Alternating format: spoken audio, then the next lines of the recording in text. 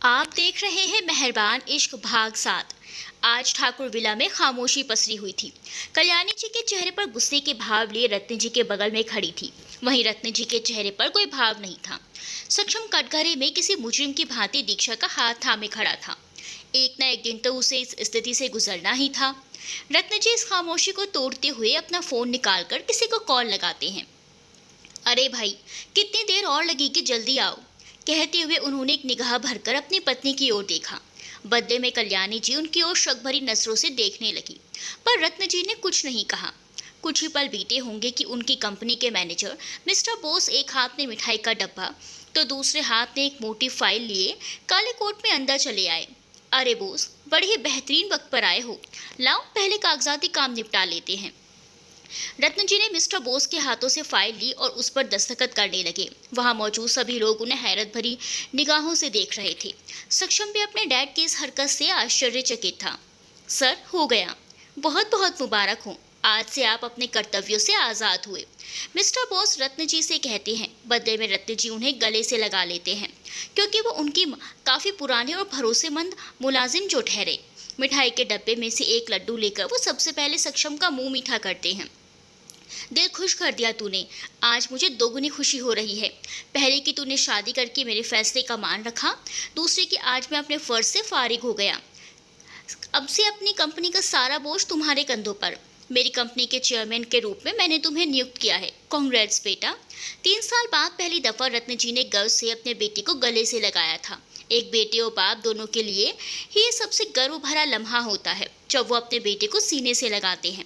सक्षम अपनी आंखों की नमी को पोंछ लेता है। नम आंखों से लधी पलकों की झालर उठाकर वो अपनी माँ को देखता है। माँ। रत्न जी उससे हटते हुए अपनी पत्नी की तरफ ही देखते हैं, मानो आंखों के इशारे से सब भूलकर बेटे को गले से लगाने को कह रहे हों। अब जब इन्होंने ही माफ कर दिया तो मैं कौन होती हूँ नाराज होने वाली। सक्षम कल्याणी जी के गले से लग जाता है। दोनों माँ बेटे के बीच का प्रेम देखकर दीक्षा अपनी नजरें फेर लेती है। उसके हाथों की मुट्ठी जोर से कस जाती है। वो गुस्से का मात्र घूंट पीकर रह जाती है। सक्षम ने नजरें हटी तो कल्याणी जी दीक्षा के पास आती हैं। क्या नाम बताया था उस दिन?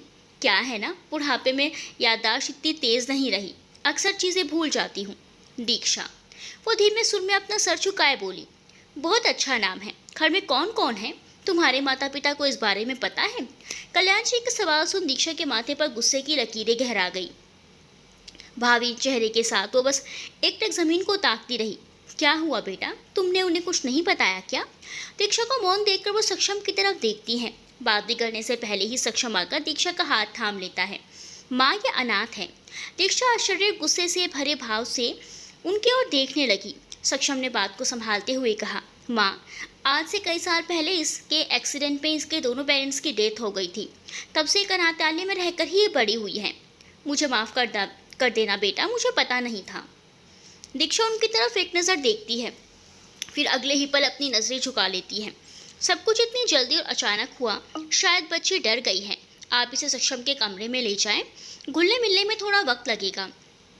रत्न जी की बात मानकर दीक्षा कल्याणी जी के साथ ऊपर चली जाती हैं। ये रहा सक्षम का कमरा, और अब से तुम्हारा भी। कल्याणी जी उसे एक बड़े से कमरे में लाती हुई कहती हैं। दीक्षा पहले कमरे पर एक नज़र डालती है, फिर कल्याणी जी पर। तुम आराम करो, कोई भी ज़रूरत हो तो यहाँ बहुत सर्वेंट्स हैं, उन्हें कह देना, या फिर मुझसे अभी तुम थक गई होंगी, इसीलिए कुछ पल आराम के बिताओ। मैं सक्षम को भेजती हूँ। कहते हुए कल्याणी जी उसके माथे को चूमती हुई कमरे से बाहर निकल गई। अपनी माँ के बाद आज पहली बार किसी के रूप में उसे अपनी माँ नजर आई थी, पर उसे इस प्रेम से और माता पिता के रिश्ते से ही नफरत सी होने लगी थी। दीक्षा बेड पर पड़े सारे तकिए उठाकर जमीन पर फेंकने लगती है। दीक्षा, ये आप क्या कर रही हैं? सक्षम ने उसका हाथ पकड़ते हुए उसे ऐसा करने से रोका। दीक्षा ने एक नज़र उस पर डाली, फिर अगले ही क्षण उसे खुद से दूर धक्का दे दिया। दूर रहो मुझसे। तेरी हिम्मत भी कैसे हुई मेरी माँ को मारने की और मुझे अनाथ कहने की? मैं अनाथ नहीं हूँ, मेरी बहन और चाची अभी जिंदा हैं, समझे तुम? दीक्षा, समझने की कोशिश करो। अगर मैं कुछ और बताता तो माँ खामखा तुम्हारे चाची के घर पता करने की कोशिश करती और सब कुछ उनके सामने आ जाता। तो आने देते ना। क्यों डर लगता है सच बताने से? कहीं तुम्हारे माँ बाप के सामने उनके आदर्श बेटे की करतूत ना आ जाए। सक्षम दीक्षा को बाजुओं से पकड़कर अपनी ओर खींच लेता है। डरता नहीं हूँ, बस सही वक्त की तलाश है मुझे। सब कुछ बता दूंगा सही वक्त आने पर। इतना कहते ही वो उसकी बाजुओं को छोड़कर कमरे से बाहर निकल गया। बाजार में जुटी भीड़ के बीच खुद को छिपाती हुई मोनी बस किसी भी तरह से वहां से सही सलामत घर पहुंचना चाहती थी। उसने पतली गली का रास्ता चुनते हुए खुद को भीड़ में छुपा लिया। सब्जी मंडी में इतनी ज्यादा भीड़ थी कि एक की आवाज दूसरे के कानों तक ना पहुंच पाए। चेहरे पर आए पसीने को अपने दुपट्टे से पोंछती हुई मोनी तेज कदमों से आगे बढ़ती जा रही थी कि अचानक से किसी ने उसका हाथ पकड़कर एक अंधेरी सी गली में खींच लिया। उसका मुंह अपने हाथों से बंद करता हुआ वो शख्स उसे अपने साथ ले जाने लगा। इधर ठाकुर विला में रात का खाना खाने के पश्चात सक्षम अपने हाथों में खाने की थाली लिए अपने कमरे में दाखिल हुआ। बेड से टिककर बैठी दीक्षा के आगे उसने खाने की थाल रख दी। खाना खा लीजिए, भूख नहीं है, कहते हुए वो बेड से उठने लगी। तभी सक्षम ने उसका हाथ पकड़कर उसे रोक लिया। खाना खाइए, कहा ना भूख नहीं है। दीक्षा उसके चेहरे को देखती हुई बोली, आपसे पूछा नहीं गया है कि आपको भूख है या नहीं, आप ये खा रही हैं बस। जबरदस्ती नहीं कर सकते मेरे साथ आप। उसने सक्षम का हाथ झटक दिया। आप इतने जिद्दी क्यों हैं? मैं ऐसी ही हूँ, कहते हुए उसने अपना मुंह फेर लिया। सक्षम भी उसके सामने बैठ गया। बचपन में जब से माँ से रूठकर मैं खाना नहीं खाता था तब माँ मुझे समझाती थी कि दुश्मनी उससे करनी चाहिए जिसकी हमें कभी ज़रूरत ना पड़े, वरना खाने से दुश्मनी मतलब खुद से दुश्मनी, क्योंकि जीने के लिए इसकी ज़रूरत तो पड़ती ही है। अब फैसला आपका है, आप चाहे तो इससे दोस्ती कर लें, वरना अपनी दुश्मनी का दामन थामे बैठी रहें। उसके आगे खाने की थाल सरकाते हुए सक्षम वहाँ से उठकर चला गया। दीक्षा ने एक नज़र खाने की थाल पर डाली, फिर दरवाजे की तरफ देखा। सक्षम जा चुका था। भूख से उसके पेट में चूहे तांडव कर रहे थे। खाने की थाली देख वो जल्दी खाना खाने लगी। दरवाजे पर खड़ा सक्षम हल्की सी आड़ से ये सब देखकर मुस्कुरा रहा था। छोड़ो मुझे, कौन हो तुम और कहाँ ले जा रहे हो मुझे? अंधेरी गली में लाकर उस शख्स ने मोनी को छोड़ दिया। वहाँ कोई नहीं आता जाता था। बिल्कुल एकांत अंधेरे में पसरी उस सघन गली में मोनी पूरी तरह से घबरा गई। काले मास्क से अपना चेहरा ढके उस शख्स को देख वो अपने पैर पीछे खींचती हुई वहाँ से हटने लगी। घबराओ मत, मैं कुछ नहीं करूँगा, मैं एक इज्जतदार शरीफ इंसान हूँ। मोनी के कानों में उस शख्स की सर्द आवाज़ पड़ी। उसने डरते हुए ही सही, पर जब पलटकर उसकी तरफ देखा तो वो अपने चेहरे से मास्क हटा चुका था। मोनी उसे जानती थी क्योंकि दीक्षा के व्हाट्सएप के डीपी में शायद उसने उसे देखा था। दिमाग पर जोर डालने पर उसे याद आया, दीक्षा ने उसे उसके बारे में बताया था। आप तो अमोल सर है ना, दीक्षा के बॉस? जी हाँ, वो मेरे ही स्टूडियो में ऑडिशन देने आई थी, पर तब से गायब है। आपसे पूछताछ के लिए मेरा मैनेजर भी आया, पर आप उससे डरकर भागने लगी, इसीलिए मजबूरन मुझे ये रास्ता अपनाना पड़ा। माफ़ी चाहूँगा इन सब के लिए, पर प्लीज़ आप मुझे दीक्षा का पता बता दें, वो इस वक्त कहाँ है। लेकिन आप उसको क्यों ढूंढ रहे हैं? क्योंकि प्यार करता हूँ मैं उससे। अमोल ने अपनी दिल की सच्चाई बेझिझक उसके सामने कह दी। माफ़ी चाहूँगी, लेकिन दीक्षा हमें बताकर नहीं गई। वो घर छोड़कर काफ़ी दिन पहले जा चुकी है। तब से ना कोई कॉल आया, ना ही उससे कोई बात हुई है। किस वजह से उसने घर छोड़ा? आपसी रंजिश थी, बताना ज़रूरी नहीं समझती। कहते हुए मोनी ने ज़मीन पर गिरा अपना पर्स उठाया और जाते जाते मुड़ती हुई बोली, उसकी कोई खबर मिले तो बताइएगा ज़रूर। इतना कह उसने अपना रास्ता नाप लिया। अगली सुबह सक्षम जब ऑफिस के लिए रेडी होकर बाहर आया तो घर की हालत ही पूरी तरह से बदल चुकी थी। हर तरफ सजावट ही सजावट नजर आ रही थी, मानो किसी बड़े जश्न की तैयारी चल रही हो। सक्षम सब कुछ अपनी हैरत भरी आंखों से देखता हुआ नीचे आया। कल्याणी जी पकवाने वाले को खाने के बारे में समझा रही थी, तो वहीं डैड किसी को फ़ोन पर इनविटेशन दे रहे थे। माँ, ये सब क्या है? सक्षम तू आ गया, अच्छा हुआ। दीक्षा कहाँ है? वो भी सो रही है, पर ये सब? अरे तेरे और दीक्षा के रिसेप्शन की तैयारियां चल रही हैं। व्हाट? पर मुझसे तो किसी ने पूछा नहीं। पूछना बच्चों पर अच्छा लगता है, बड़े खुद अपने फैसले लेते हैं। और बड़ी ही सूझबूझ के बाद ही हमने आज शाम तुम्हारी शादी का रिसेप्शन रखा है। आप सबको पता भी तो चलना चाहिए कि ठाकुर खानदान के बेटे की शादी हुई है। रत्नजी सक्षम के समीप खड़े होकर उससे मुखातिब होते हैं। लेकिन डैड, आप जानते हैं ना मुझे ये पार्टीज पसंद नहीं। बेटा, ये कोई पार्टी थोड़ी ना है, तुम्हारी शादी का रिसेप्शन है। पर डैड, मैं ये सब नहीं चाहता, मुझे कोई रिसेप्शन में नहीं आना। सक्षम साफ नकार देता है। सक्षम, आज शाम वक्त पर आ जाना। तुम्हारी सहूलियत को ध्यान में रखकर ही मीडिया और कलीग्स को नहीं बुलाया है। बस घर के कुछ रिश्तेदार और तुम्हारे डैड के बिजनेस पार्टनर्स हैं। अब ना आने की कोई वजह शेष नहीं रहती। नामंजूर होते हुए भी उसे मंजूरी देनी ही पड़ती है। ऑफिस अपने टेबल पर बैठे सक्षम फाइल्स में उलझा हुआ था। रह रहकर वो बस कुछ न कुछ सोच ही जा रहा था। आज किसी भी काम में मन नहीं लग रहा था। मन भारी सा था। पता नहीं और कब तक उसे ये छूट का दामन थामे रहना पड़ेगा।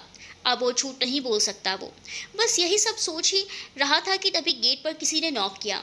उसने एक नज़र फाइल्स पर से हटाकर गेट की तरफ देखा। अपने चेहरे पर हमेशा की तरह एक प्यारी सी स्माइल लिए उसकी पीए अंदर आई। उसे अंदर आता देख सक्षम ने अपनी फाइल बंद करके साइड में रख दी। बोलो नेहा। सर, मीटिंग के लिए जो क्लाइंट्स आने वाले थे वो आ चुके हैं। बाहर आपका ही वेट कर रहे हैं। लेकिन मीटिंग तो शाम की थी ना। सर, आपके डैड का कॉल आया था।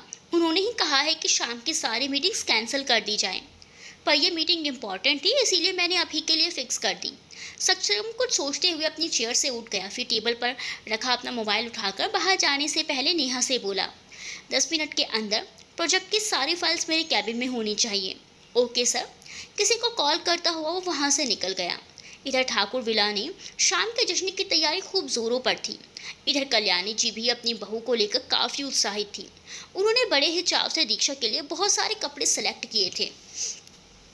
दीक्षा, कल्याणी जी उसके कमरे में अपने सर्वेंट के साथ आई। दीक्षा अभी कुछ देर पहले ही सोकर उठी थी। बाथरूम में बस नहाने के लिए जा ही रही थी। कल्याणी जी की आवाज़ ने उसके कदमों को ज़मीन से चिपका दिया।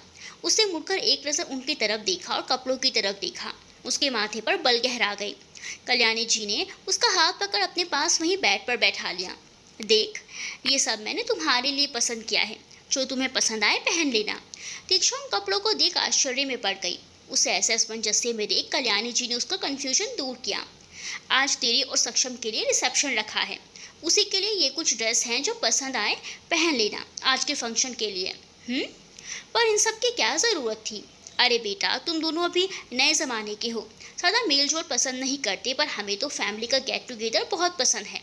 अच्छा, कोई परेशानी हो या ज़रूरत पड़े तो बस मुझसे कह देना।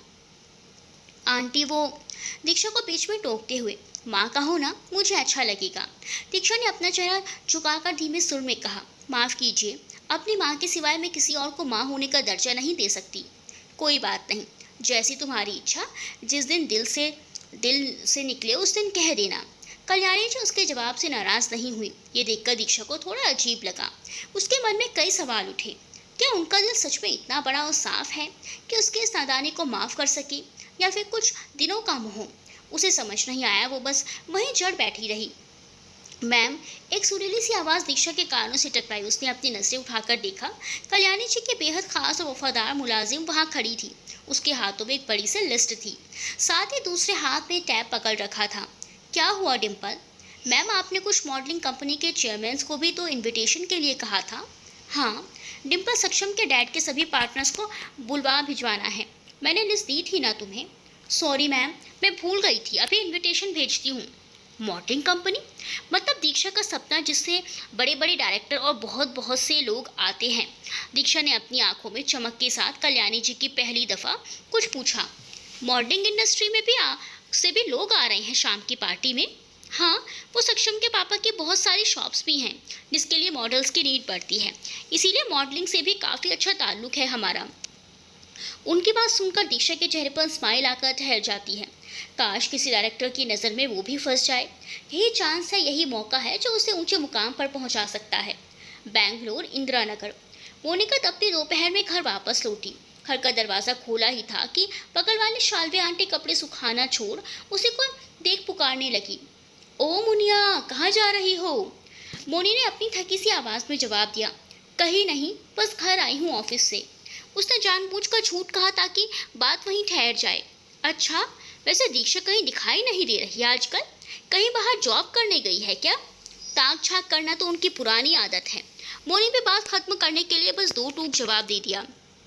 जी हाँ, उसकी जॉब मुंबई में लग गई है, इसीलिए वो वहीं शिफ्ट हो चुकी है। अच्छा, लेकिन कुछ दिन पहले तो हमने उसे घर से रोता हुआ जाता देखा था। शालवी आंटी घर से पहली बार तू जा रही थी ना, बस इसीलिए रोई होगी। मैं चलती हूँ। उन्हें नमस्ते कर वो फौरन घर में घुस गई। दरवाजे से टिककर उसने चैन की सांस ली कि चाची की कर्कश आवाज़ ने उसे चौकस कर दिया। ढूंढ लिया वो बेशर्म लड़की को? माँ प्लीज़। पड़ी होगी कोनू अनाथालय में।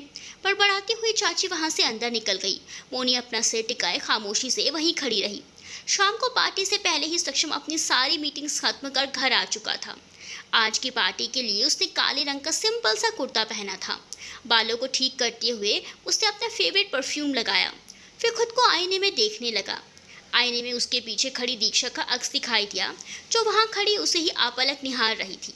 सक्षम उसकी तरफ मुड़कर उसे ऐसे खुद को घूरता देखने लगा तो उसके पास जाकर उसने चुटकी बजाई। दीक्षा अचानक से हड़बड़ा गई। अब मैं वो, आप चोरी छिपे मुझे क्यों देख रही थी? ऐसा नहीं है, मैं तो बस ऐसे ही खड़ी थी। सच में? सक्षम अपनी भौहें ऊपर करते हुए 2 कदम उसकी तरफ आगे बढ़ा। सक्षम पीछे हटो। क्यों? आप मुझे जी भर कर देखना नहीं चाहती? दीक्षा उसे खुद से दूर करती हुई वहां से हट गई तो सक्षम ने उसका हाथ पकड़कर उसे अपनी ओर खींच लिया। अपने बचाव में उसने अपने हाथ उसके सीने पर रख दिए। ये तुम क्या कर रहे हो? उसकी नज़दीकियों के एहसास से ही उसकी सांसें हलक में अटक गई। घबराहट होने लगी। अचानक सक्षम के बदले मिजाज से, असहजता से मानो उसने अपनी पलकें झुकाकर जमीन में ही गड़ा ली। पर सक्षम पूरी तरह से सहज था। उसने अपनी सर्द आवाज में उसके चेहरे को देखते हुए कहा, मेरी ओर देखिए, आपसे कुछ बात करनी है। दीक्षा फिर भी जमीन को ही ताकती रही तो खुद सक्षम ने अपने हाथों से उसका चेहरा ऊपर कर दिया। मैं आपसे कुछ कहने की कोशिश कर रही हूँ, आप सुन क्यों नहीं रही? क्योंकि मुझे तुम्हारी कही कोई बात भी नहीं सुननी। हटाओ हाथ। उसने सक्षम का हाथ झटक दिया। आप इतनी जिद्दी क्यों हैं? मुझे कुछ बात करनी है और आप मुझे सुनेंगी? नहीं सुनूंगी। सक्षम के सामने तो दीक्षा कुछ खासा ही जिद्दी बन जाती थी। इतनी हार ठीक नहीं दीक्षा, लेकिन मुझे पसंद है। वो बेफिक्री से उसकी आंखों से मैं दृढ़ता से देखती हुई बोली तो सक्षम ने उसके हाथों को अपने हाथों में पकड़ते हुए उसे घुमाकर उसकी पीठ को अपने सीने से लगा दिया। दीक्षा उसकी पकड़ में कसमसाने लगी। आप मेरी बात सुनेंगी और इस पीछे एक शब्द भी नहीं कहेंगी। सक्षम, वो खींचती हुई खुद को छुड़ाने लगी पर सक्षम भी अपनी जिद पर बना रहा। दीक्षा का इतना हटपन देख सक्षम की भौहें सिकुड़ गई। उसने अपनी सर्द तर्ज आवाज में दीक्षा के हाथों पर अपनी पकड़ कसते हुए कहा, आप हिलना बंद करेंगी? वो तपाक से बोली, नहीं। आप मेरी बात क्यों नहीं सुनती? मुझे नहीं पता, बस दूर हटो मुझसे। दीक्षा, सक्षम आगे कहता उससे पहले ही किसी ने गेट पर नॉक किया। आप अंदर आ सकते हैं, कहते हुए वो दीक्षा से दूर हट गया। मौका पाकर दीक्षा भी उससे दूरी बनाकर खड़ी हो गई। सर नीचे रत्न सर आपको बुला रहे हैं, सर्वेंट ने कहा। ओके आप जाइए, मैं कुछ देर बाद आता हूँ। सॉरी सर, बट सर ने अभी आपको बुलाया है। ओके मैं आता हूँ। सक्षम ने एक नज़र मुड़कर खुद से दूर खड़ी दीक्षा की ओर देखा। आप भी जल्द रेडी होकर नीचे आ जाएं। दीक्षा ने सहमति जता दी तो सक्षम अपने कमरे से निकल गया। खड़ूस, अपनी आदतन दीक्षा खुद में ही बड़बड़ाई और कपड़े लेकर बाथरूम में घुस गई। रोशनी से भरपूर कमरे में एक शख्स खड़ा खुद को आईने में देख रहा था। ना जाने वो क्या सोच रहा था। खुद का ही अक्स देखकर पर उसके चेहरे पर खुशी के भावों का अभाव था। एक सामान्य से किस्म की मुस्कुराहट के साथ उसने अपना सोच में गुम दिमाग छटका फिर गहरी सांस लेते हुए कमरे से निकल गया। इधर दीक्षा शाम के रिसेप्शन के लिए लगभग तैयार हो चुकी थी। बालों की उलझी लटों को जूड़े में सलीके से बांधते हुए उसने खुद को आईने में देखा। ब्लैक कलर की ड्रेस में उसका सफ़ेद शरीर बाहर की ओर झांक रहा था। पीछे से उसकी बैकलेस गोरी कमर संगमरमर की भांति ही चमक रही थी। चेहरे पर लाइट मेकअप के साथ आज वो ज़्यादा ही सुंदर लग रही थी। शायद प्रेगनेंसी का ही असर था जो उसके चेहरे पर नूर इतना दमक रहा था। खुद को देखते हुए ही उसकी आंखों में नमी तैर गई। बेवक्ती उसे मोनी की यादों ने अपने घेरे में घेर लिया। अगर आज वो यहाँ होती तो उससे अब तक 1000 सवाल कर चुकी होती। मोनी बताना मैं कैसी लग रही हूँ, ये ड्रेस ठीक है या फिर कोई और पहनूं, वगैरह वगैरह। और हमेशा की तरह मोनी एक प्यारी सी स्माइल के साथ उसके गर्दन के पीछे अपनी आंखों से काजल निकाल कर लगा देती। यही तो होता था उसका जवाब कि वो बहुत सुंदर लग रही है। गहरी सांस छोड़ते हुए दीक्षा ने अपने आंसू पोंछ लिए। क्या फ़ायदा इन सब बातों का, अब हालात कुछ और है और वक्त अब बदल चुका है। दीक्षा ने अपने हाथ में ब्रेसलेट डाला कि उसकी नज़रें अपने थोड़े से उभरे पेट पर आकर ठहर गई। वो आहिस्ता से अपने पेट को छूते हुए मुस्कुरा उठी। एक बस तुम ही तो हो जिसे मैं अपना कह सकती हूँ, जिससे मैं बातें कर सकती हूँ, वरना अपना कहने के लिए यहाँ कोई नहीं। सब बस मतलब के रिश्तों से जुड़े हैं, भावनाएं तो जैसे कभी थी ही नहीं। खैर तो चलो तुम ही बताओ तुम्हारी मम्मा कैसी लग रही हैं इस ड्रेस में। दीक्षा ने गौर से सुनने की कोशिश की फिर अपनी ही हरकत पर हंस पड़ी। अच्छा तो अभी तुम बहुत छोटे हो, कोई नहीं जब तुम बड़े हो जाओगे। आधे शब्द उसके मुंह में ही रह गए। मैं तो भूल ही गई थी, हम तो केवल तुम्हारे जन्म तक ही एक साथ हैं, फिर ना जाने में कभी तुम्हें देख भी पाऊंगी या फिर। उसके चेहरे पर आई खुशी एकदम से हवा हो गई। ना जाने ये नए एहसास कैसे थे कि उसने अपने पेट पर हाथ कस लिया। जैसे अपने बच्चे को खुद से दूर करना ही ना चाहती हो। पर अगले ही पल उसने हाथ हटा लिया, क्योंकि अपनी होती हुई ये भी उसके लिए पराई थी, और पराई चीज़ें ज़्यादा दिनों तक अपने पास संभाल कर नहीं रखी जा सकती। एक ना एक दिन उन्हें उनके असली हकदार के पास जाना ही होता है। अपना सर झटकते हुए उसने अपने बालों को ठीक किया, फिर नीचे आयोजन समारोह का हिस्सा बनने के लिए चली गई। नीचे काफी सारे लोग आए हुए थे। रत्न जी और सक्षम काफी लोगों से घिरे उन्हें मुखातिब थे। साथ में कल्याणी जी भी अपनी सहेलियों बाकी रिश्तेदारों के साथ बातों में मसरूफ थी। पहली बार वो किसी इतने बड़े इवेंट में आई थी, इसीलिए काफी असहज महसूस कर रही थी। समझ नहीं आ रहा था कि किसके पास जाए, किससे बात करे, कि तभी उसकी निगाहें सक्षम की नजरों से जा टकराई। सकुचाई हुई हुई सी मुस्कुराहट के साथ वो उसी की तरफ बढ़ गई। सक्षम उसे अपनी भरपूर भूरी निगाहों से ऊपर से नीचे तक देखता मुस्कुरा दिया। बहुत सुंदर लग रही हैं आप। दीक्षा के करीब आने पर सक्षम ने उसकी तारीफ में चंद बोल कह दिए। दीक्षा ने शर्माकर अदा से चेहरे पर आती लटों को कान के पीछे कर धीमे सुर में उसका शुक्रिया किया। तारीफ के लिए शुक्रिया? वैसे आप इस ब्लैक कुर्ते में जच रहे हैं। ये बात आपने पहले तो नहीं कही, तो अब कह दी ना। उसके सवाल जवाबी उफ सक्षम शायद ही कभी जीत पाए। अच्छा, आप कुछ लेंगी? सक्षम उनके सामने खड़े वेटर को देखते हुए बोला। पर दीक्षा ने कुछ भी लेने से साफ मना कर दिया, क्योंकि जूस पीने से उसे उबकाइयाँ आने लगती है। आपने मना क्यों कर दिया? आपको तो जूस पसंद है ना? हाँ, मुझे तो पसंद है, लेकिन शायद आपके बच्चे को इससे सख्त नफरत है। पीते ही मेरी तबीयत खराब हो जाती है। दीक्षा उसके पास आती हुई धीरे से कहती है। सक्षम उसकी तरफ अपनी आंखें छोटी करते हुए देखता है, क्योंकि ज़्यादा जूस पीने से उसकी भी तबीयत खराब हो जाती है। सोचकर ही उसके होंठों पर स्माइल ठहर गई। हाय सक्षम, हाउ आर यू? कैसा है यार? सक्षम का कज़न रवान उससे मुखातिब होता है। आई एम गुड, सक्षम उसके हाथ मिलाता हुआ कहता है। फिर रवान की नज़रें सक्षम के बगल में खड़ी दीक्षा के ऊपर आकर ही टिक जाती हैं। वो प्रश्नवाचक नज़रों से सक्षम की तरफ देखता है। ये सुंदरी कौन है? ऑफ कोर्स रवान, मेरे साथ मेरे रिसेप्शन में है, तो मेरी हमनशी ही होंगी, कोई दूसरी लड़की तो नहीं। और ज़रा तमीज़ से, बीवी है वो मेरी। ओह ठीक है, मतलब भाभी। सॉरी ब्रो, आपने इतनी जल्दी चोरी छिपे शादी रचा ली कि भाभी जी को ठीक से देखने का वक्त ही नहीं मिला। वैसे आज जाकर पता चला बिना किसी को खबर दिए इतना बड़ा कांड आप क्यों कर दिए। इतनी सुंदर भाभी जी के लिए तो कोई भी कुछ भी कर जाए। शादी तो आम बात है। रवान दीक्षा के चेहरे को एकटक देखते हुए बोला। रवान कितना फ्लर्टी था, ये बात किसी से नहीं छुपी थी। खानदान के नाम पर कलंक को रवान के नाम से ही जाना जाता था। रवान की बेहूदी बातों से दीक्षा को तगड़ा वाला गुस्सा आ गया था।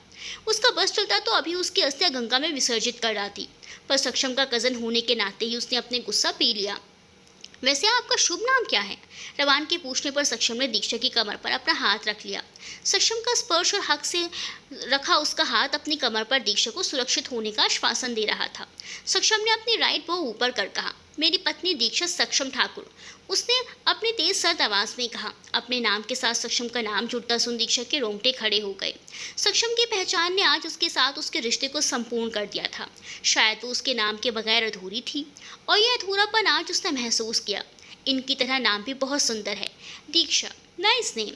रवान की अनचाही तारीफों ने उसे अपनी उस सोच से बाहर ला पटका। उसने सबसे पहले नजरें उठाकर सक्षम की ओर देखा, फिर अगले ही क्षण उसका हाथ कसकर पकड़ लिया, मानो वो कुछ असहज महसूस कर रही हो। सक्षम ना जाने कैसे उसकी भावनाओं को समझ चुका था। उसने मुस्कुराहट पूर्वक रवान से ऐसे कहा जिससे उसे बुरा भी ना लगे और बात भी बन जाए।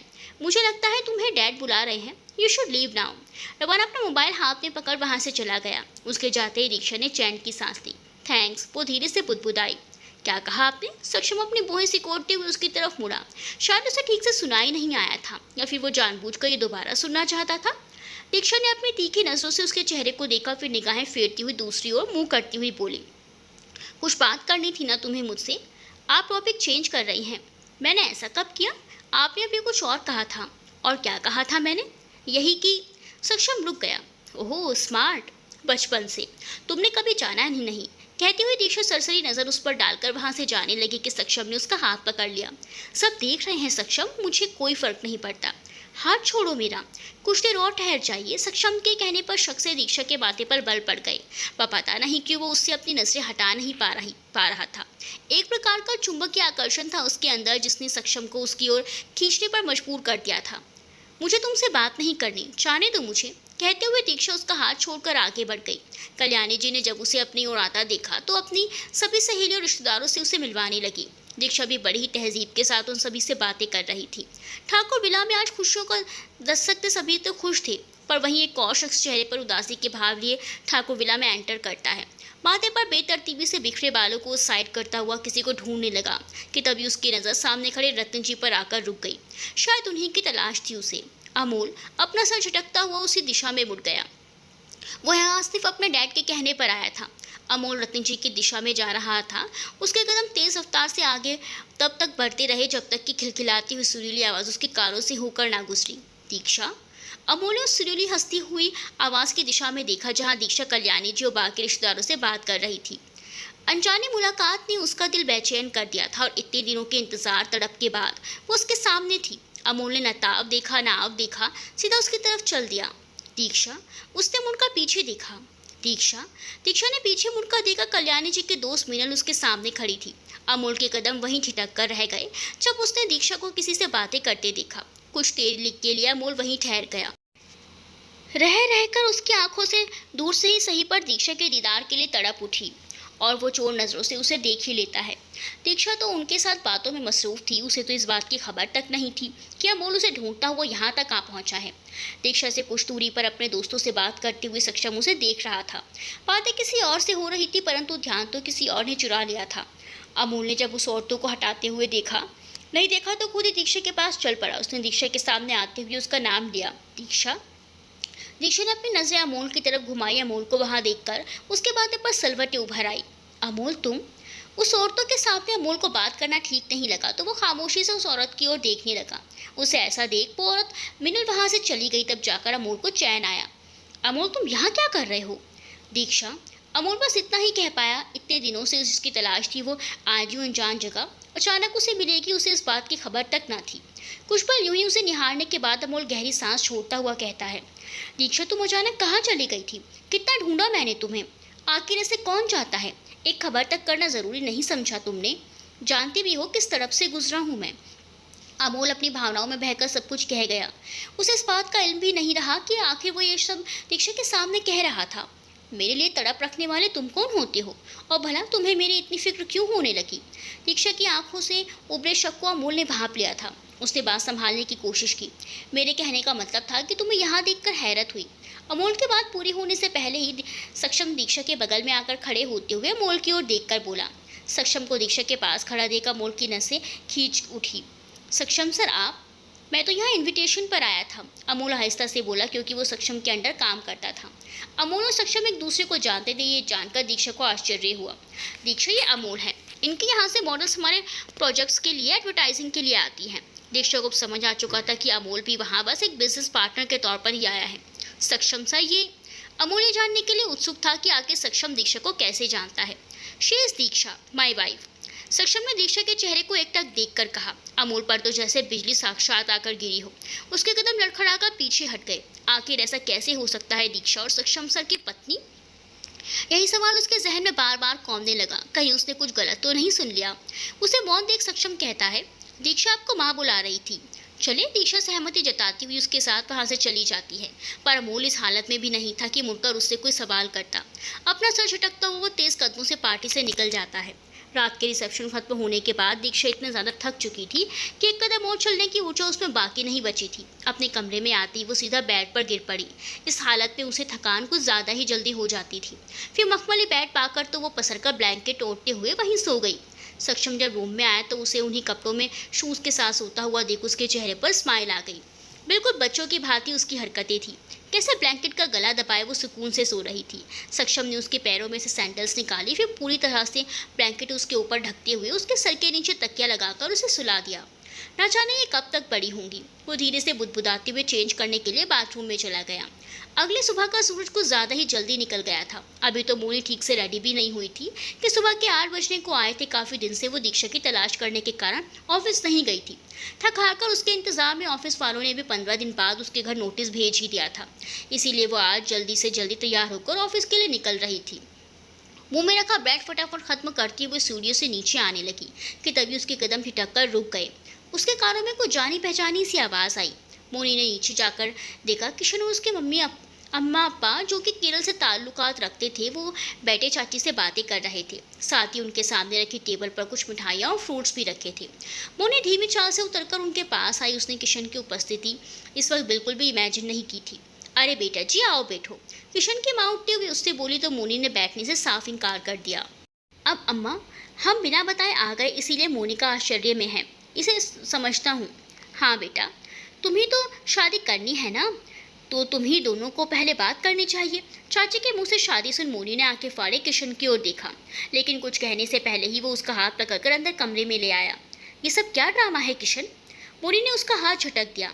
ड्रामा नहीं, सच्ची मोहब्बत करता हूँ तुमसे, इसीलिए अपने अम्मा अप्पा को मनाकर तुम्हारे घर लाया हूँ शादी की बात करने के लिए। मैंने मना किया था ना किशन, फिर भी और मुझसे बिना पूछे तुम इतना बड़ा कदम कैसे उठा सकते हो? मोनी, बात समझने की कोशिश करो। अगर तुम्हें बता देता तो क्या तुम मुझे आने देती? नहीं ना यार, हम मिडिल क्लास लोग हैं, दहेज शादी का खाना ये सब बचाने के लिए ही लव मैरिज करती हैं।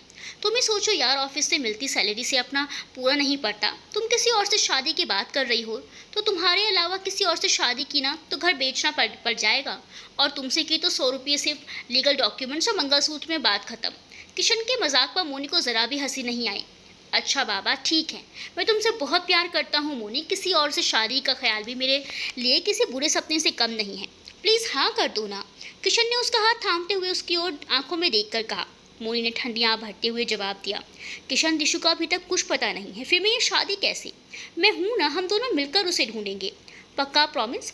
वैसे भी तुम्हारे रिश्ते जुड़ने के बाद तो वो मेरी साली हुई, और इस लिहाज से उसे ढूंढने की आधी जिम्मेदारी मेरी भी हुई।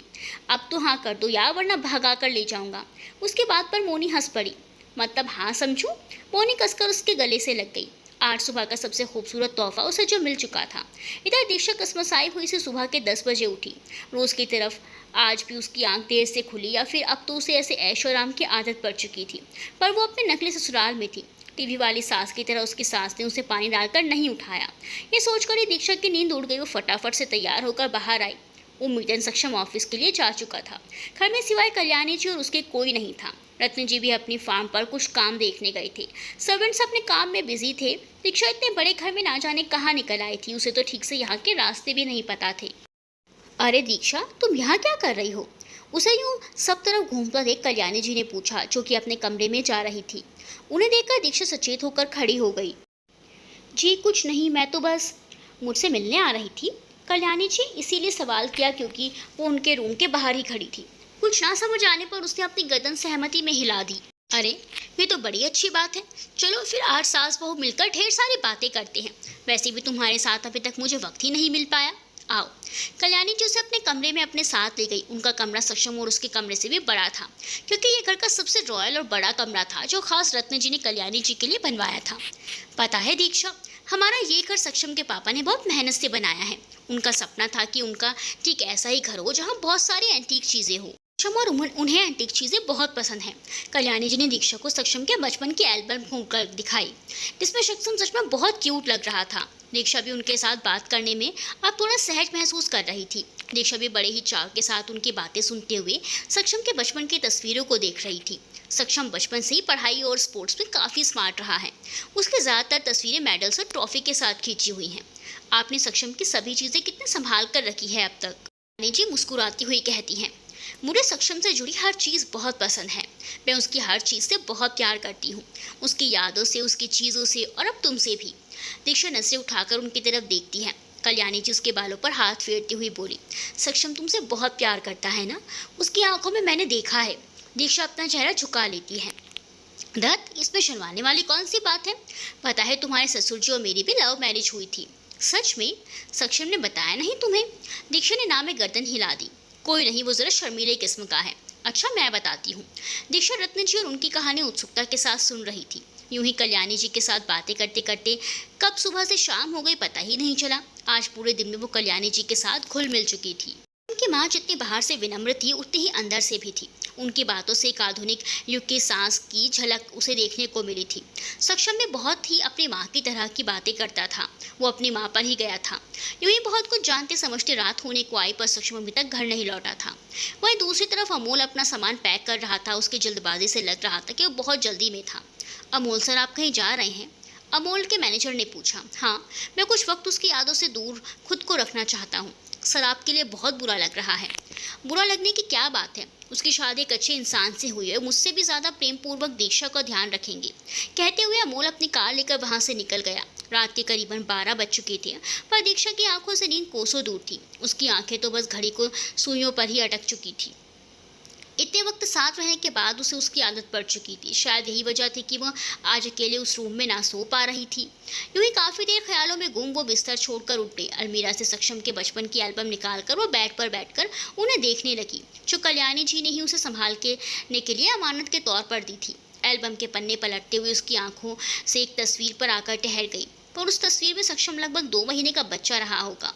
ब्लैक एंड व्हाइट उस फोटो में कल्याणी जी उसे अपनी गोद में लेकर प्यार करती हुई नजर आ रही थी, जिसे देखने भर से ही दीक्षा के होंठों पर स्माइल तैर गई। उंगलियों से छूकर उसने उस तस्वीर को देखा। एकाएक ही उसके हाथ अपने पेट पर जा ठहरे और कल्याणी जी के शब्द कानों में गूंज उठे, मैं बस अपने सक्षम के अंश को अपने हाथों में लेकर देखना चाहती हूँ। अपने बेटे का बचपन एक बार फिर से जीना चाहती हूँ। हाँ, अगर तुम्हारे मियाँ जी की इजाजत हो तो। कहते हुए वो कितनी हंसी थी, पर दीक्षा शर्म से बगले झाँकने लगी थी। बिना पूछे किसी की चीज़ों को हाथ लगाना अच्छी बात नहीं। ख्यालों में गुम दीक्षा वास्तविकता के धरातल पर आ धमकी। इसने नजर उठाकर सामने देखा तो सक्षम दरवाजे से टिककर उसी को देखते हुए मुस्कुरा रहा था। उसे देख दीक्षा बेड से उठ खड़ी हुई। तुम आ गए? क्यों, आप किसी और को एक्सपेक्ट कर रही थी? सक्षम अपनी टाई निकालकर ड्रेसिंग टेबल पर रखता हुआ कहता है। उसके चेहरे पर थकान के भाव साफ झलक रहे थे। मैं किसे एक्सेप्ट करूंगी? और कितनी देर कहाँ लगा दी? एक अर्जेंट मीटिंग में फंस गया था। तुम ये अब क्यों भूल जाते हो कि मीटिंग से ज़्यादा इंपॉर्टेंट फैमिली होती है? पता भी है यहाँ मैं कब से तुम्हारा इंतजार कर रही थी। एक कॉल भी नहीं कर सकते थे। दीक्षा उस पर बीवियों की तरह बरस पड़ी। सक्षम ने अपनी लेफ्ट पाँव ऊपर कर हैरत से उसकी तरफ देखा। अब ऐसे टुकुर टुकुर क्या घूर रहे हो? यही कि आज आपके मिजाज में यह नया बदलाव कैसे? आप कब से बीवियों की तरह मेरे घर आने का इंतजार करने लगी? मैं इंतजार नहीं कर रही थी, बस नींद नहीं आ रही थी, इसीलिए बैठी हुई थी। कहते हुए दीक्षा ने अपना चेहरा उससे दूर कर लिया। सक्षम ने एक नज़र उसके हाथ में पकड़ी हुई एल्बम की ओर देखा। आज अचानक आपको मेरे बचपन से कैसे मोहब्बत हो गई? मोहब्बत? मुझे तुमसे ना हो, बात अपनी यादों की करती हो। तुम्हारी मम्मी ने दी थी, इसीलिए फ्री टाइम में देखने लगी। कहते हुए उसने एल्बम उठाकर वहीं टेबल पर रख दी। सक्षम पूरे दिन मीटिंग और काम में इतना व्यस्त था कि उसने कुछ खाया तक नहीं था। कुछ बोलने में भी इतनी थकान हो रही थी। वो सोफे पर अपने शूज उतार कर बैठ गया। नेहा, नेहा, उसे सर्वेंट को आवाज़ लगाई। उसे परेशान देख दीक्षा तपाक से बोली, रात के 12:30 बज रहे हैं, सारे सर्वेंट सो चुके होंगे। कुछ काम है तो मुझे कह दीजिए, मैं कर देती हूँ। नहीं, आप आराम से सो जाए, मैं खुद अपना खाना गर्म करके खा लूँगा। अब तुम जिद कर रहे हो, मैं गर्म कर देती हूँ ना, तुम जब तक फ्रेश होकर आ जाओ। काफ़ी थक चुकी हो वैसे भी। दीक्षा के जहन और आंखों में उसके लिए फिक्र थी। नहीं, रात काफ़ी हो चुकी है, अब जाकर सो जाए, मुझे अपना काम खुद करने की आदत है। कहते हुए सक्षम सोफे पर से उठकर उसके सामने से गुजरते हुए अलमीरा से अपनी शर्ट निकालकर बाथरूम में ठंडा शावर लेने के लिए चला गया। दीक्षा भी कम जिद्दी थोड़ी ना थी। आज वो उसे खुद काम करने देना ही नहीं चाहती थी। अपने दिमाग का इस्तेमाल कर उसने तकिए को बेड पर बिछाकर उसमें चादर ओढ़ा दी, ताकि बाहर आने पर सक्षम को यही लगे कि यहाँ वो सो रही है। पर वो तो मौके का फ़ायदा उठाकर वहाँ से उसे बिना बताए किचन में चली गई। कुछ देर पश्चात सक्षम नहाकर बाहर निकला। ठंडे पानी से शावर ने पूरी दिन की थकान मिटा दी थी। अब थोड़ा फ्रेश महसूस कर रहा था। अपने गीले बालों को साइड झटकते हुए बेड पर लेटी दीक्षा को एक नज़र देखा तो वो रूम से बाहर निकल गया। घर में सभी सो चुके थे, इसीलिए काफ़ी अंधेरा था। लाइट्स ऑन करके सक्षम किसी को भी जगाना नहीं चाहता था। सर्वेंट्स का रूम भी किचन से लग कर बना था। उसके जागने से डर से वो धीमे कदमों से किचन में घुसा। किचन की लाइट जलाई तो सामने का नज़ारा देख उसकी आंखें सिकुड़ गई। सारा किचन तहस नहस हो चुका था। हर चीज़ इधर से उधर पड़ी थी। शुगर तो चावल के अंदर बिल्कुल गेहूं में घुन की भांति मिल चुकी थी। जगह जगह टोमेटो सॉस के निशान लगे हुए थे। मैं जानता हूँ दीक्षा, ये सब आपकी ही किया धरा है। चलिए अब जल्दी से बाहर निकलिए। कैबिनेट के नीचे से दीक्षा की धीमी आवाज़ आई। पहले आप प्रॉमिस करो, डांटोगे तो नहीं? कुछ नहीं कहूँगा, आप बस बाहर आए, पक्का ना? दीक्षा, अगर आप जल्दी से बाहर नहीं आए तो मैं खुद आपको वहाँ लेने आ जाऊँगा। नहीं नहीं, मैं आ रही हूँ। दीक्षा किचन के कैबिनेट के नीचे से निकली, फिर मासूमियत से अपनी गर्दन झुकाए उसके सामने आ खड़ी हुई। अपनी बाहों को टेंशन से छूते हुए उसने पूछा, आपको मना किया था, फिर आप यहाँ क्यों आई? या फिर मेरी हर बात का मानने की कसम खा रखी है आपने? मैं तो बस चाहती थी कि तुम परेशान ना हो। आज पूरा दिन काम करने की वजह से काफ़ी थक गए थे ना, इसीलिए मैंने सोचा। उसकी बात काटते हुए, क्या आप मुझे और ज़्यादा बोदर कर सके? नहीं, मैंने ऐसा बिल्कुल भी नहीं सोचा। गहरी सांस छोड़ते हुए, अच्छा अब आप यहाँ से हटिए, मैं ये सब साफ कर देता हूँ। लगता है दोबारा से मुझे ही कुछ खाने के लिए बनाना पड़ेगा। दीक्षा ने उसकी मदद के लिए कहा, पर सक्षम ने उसे चुपचाप वहाँ बैठने की हिदायत दी। दीक्षा अपने होंठों पर उंगली रख कैबिनेट के ऊपर चढ़कर बैठ गई। साइड में से झाड़ू उठाकर सक्षम ने वहाँ का सारा कचरा साफ किया। फिर किचन में वैक्यूम करते हुए उसने कुछ सब्जियाँ काटकर गैस पर पकने के लिए रख दी। दीक्षा अपनी आंखें फाड़े सक्षम को खाना बनाती हुई देख रही थी। उसे देखकर ऐसा लग रहा था मानो कोई प्रोफेशनल शेफ हो। जहां दीक्षा ने पूरे किचन को जंग का अखाड़ा बना दिया था, वहीं उसने अपने एप्रिन पर एक दाग भी नहीं लगने दिया। तुम्हें इतना अच्छा खाना बनाना कैसे आता है? पास में ही एक कपल उठाकर खाते हुए दीक्षा ने सवाल किया। बचपन में माँ ने सिखाया था। बचपन में? तुम्हारी माँ ने खाना बनाना क्यों सिखाया? मतलब ये सब काम तो लड़कियां ही करती हैं मोस्टली। गैस मध्यम करते हुए सक्षम ने उसकी तरफ देखकर कहा, कोई भी कार्य किसी के जेंडर के हिसाब से तय नहीं किया जा सकता, और अगर आप खा सकते हैं तो उसे बनाने में कैसा हर्ज। जब मैं लगभग 15 का था तभी माँ ने मुझे ये सभी सिखाया था, ताकि इन फ्यूचर मुझे कभी भी किसी पर डिपेंड ना रहना पड़े। उन्होंने हमेशा से मुझे इंडिपेंडेंट बनने की कोशिश की, फिर चाहे वो काम सोसाइटी की नज़रों से लड़की का हो या फिर लड़कियों का। तुम्हारी मॉम कितनी कूल है ना। लेकिन हमारे यहाँ ऐसे कुछ नहीं होता। मुझे भी चाची ने ज़बरदस्ती रोटी बनाना सिखाई थी, पर मोनी दी समझती थी मेरी रुचि मेरे सपने किचन तक सीमित नहीं है। मुझे तो आसमान में उड़ने की हुड़क है, चांद सितारों को हासिल करने का हुनर है। सिर्फ मेरी ख्वाहिश की खातिर ही वो मेरे हिस्से का सारा काम किया करती थी, कभी मुझे किचन में भटकने तक नहीं दिया। कहती भी उसकी आंखें नम पड़ गई, गला रूंध सा गया। उसने अपनी मोनी दी की याद सताने लगी। उदासी और असहायता ने उसने अपना चेहरा झुका लिया। सक्षम उसकी भारी आवाज़ से महसूस कर चुका था अपने यादों की सताया है उसे। खाना तैयार है आप लेंगे। सक्षम ने उसका ध्यान भटकाने की कोशिश की। एक निगाह उठाकर उसने ब्रोकली की तरफ देखा और हाँ में भर दी। अपने साथ ही सक्षम ने कुछ राइस और ब्रोकली दीक्षा के लिए भी निकाल दी, क्योंकि ब्रोकली हेल्थ के लिए काफ़ी बेनिफिशियल थी। इसीलिए ही सक्षम के कहने पर दीक्षा पूरी 3 प्लेट खा गई। वाह यार, कितना टेस्टी खाना बनाते हो तुम। मैं क्या कहती हूँ, ये बिजनेस छोड़ो, खाने की दुकान खोल लो। तुम्हारी सोच है इतनी ज़्यादा चलेगी ना, मैं बता नहीं सकती। और सबसे पहली ग्राहक तो मैं ही होंगी। क्या बोलते हो? दीक्षा ऐसे ही बहुत सारी बातें कहे जा रही थी, जिनका जवाब वो हंसते हुए दे रहा था। दोनों एक साथ ही एक ही थाली में खाना खा रहे थे। न जाने कब दीक्षा अपनी थाली छोड़ उसकी थाली में खाने लगी। कभी सक्षम उसे तो कभी दीक्षा उसे अपने हाथों से खिला रहे थे। दीक्षा के चेहरे की मुस्कुराहट ने उसकी सारी थकान मिटा दी थी। दोनों का यूं हंसता खेलता खुश देख कल्याणी जी ने उसे डिस्टर्ब करना उचित नहीं समझा। पानी का खाली जार वहीं रखती हुई वो दबे पांव वापस से अपने कमरे की ओर चली गई। अगली सुबह किसी की जिंदगी से गमों का अंधेरा छटा तो किसी की किस्मत में काले बादलों की घटा छाई थी। आज मोनी और किशन का रोका किया गया था। शादी की तिथि 1 महीने पश्चात की तय की गई थी। मोनी किशन के साथ को पाकर खुश भी थी, मगर अपनी बहन की गुमशुदगी के कारण उसकी खुशी जरा फीकी सी थी। निशु के बिना उसका विवाह अधूरा था। पूर्ण करने के लिए ही रोज मंदिर जाकर भगवान से उसके वापस लौटने की कामना करती। ठाकुर विला में सभी को सुबह उठने की आदत थी, पर दीक्षा बीती रात काफ़ी देर से सोई थी, इसीलिए अभी तक सो भी रही थी। सामने से गिरने की आवाज़ से उसकी नींद टूटी। उठकर अपने आसपास खोज की नज़रों से सक्षम को देखना चाहा, पर वहाँ उसकी जगह उसका सामान रखा हुआ था। ये सामान? सक्षम के बैग देखकर उसके चेहरे पर चिंता की झलक आई। दीक्षा अपने स्लीपर्स पहन बिस्तर से खड़ी हुई बाहर की ओर ही आ रही थी कि तभी सक्षम अंदर आता है। आप उठ गई? Good morning. चेहरे पर हमेशा की तरह प्यारी सी स्माइल लिए उसने दीक्षा को विश किया, पर फिर अपना सामान सर्वेंट से कहकर बाहर भिजवाने लगा। सक्षम, ये सब क्या है? तुम कहीं जा रहे हो? To be continued. आगे सक्षम क्यों कमरे से अपना सामान हटवा रहा है? क्या वो दीक्षा के साथ नहीं रहना चाहता? क्या मोहब्बत की शुरुआत होने से पहले ही खत्म हो जाएगी दोनों की प्यारी सी प्रेम कहानी? जानने के लिए बने रहिए हमारे साथ।